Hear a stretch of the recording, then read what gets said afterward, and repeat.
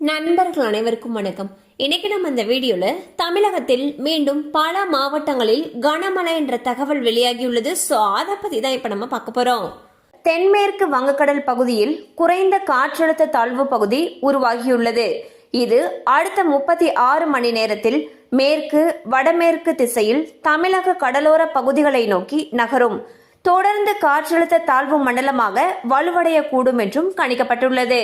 இதன் காரணமாக தமிழகத்தில் வடகடலோர மாவட்டங்களில் மற்றும் மேற்கு தொடர்ச்சி மலைப்பகுதிகளில் கனமழை பெய்யக்கூடும். மேலும் அக்டோபர் 22ஆம் தேதியன்று திருவள்ளூர், சென்னை, செங்கல்பட்டு, காஞ்சிபுரம், விழுப்புரம், ராணிப்பேட்டை, திருவண்ணாமலை ஆகிய மாவட்டங்கள், புதுவை பகுதிகளில் கன முதல் மிக கனமழையும், கடலூர், கள்ளக்குறிச்சி, திருப்பத்தூர், வேலூர், மயிலாடுதுறை, நாகப்பட்டினம், திருவாரூர், தஞ்சாவூர், புதுக்கோட்டை ஆகிய மாவட்டங்கள், காரைக்காலில் ஓரிரு இடங்களில் கனமழை பெய்யக்கூடும் என்று வானிலை ஆய்வு மையம் தெரிவித்துள்ளது. மேலும் இந்த பகுதிகளுக்கு ஆரஞ்சு அலர்ட் எச்சரிக்கையும் விடுத்துள்ளது. ஸோ பாத்தீங்கன்னா தமிழகத்துல நாளை அதாவது அக்டோபர் 22ஆம் தேதி பல மாவட்டங்கள்ல கனமழை பெய்யும்னு சொல்லியிருக்காங்க.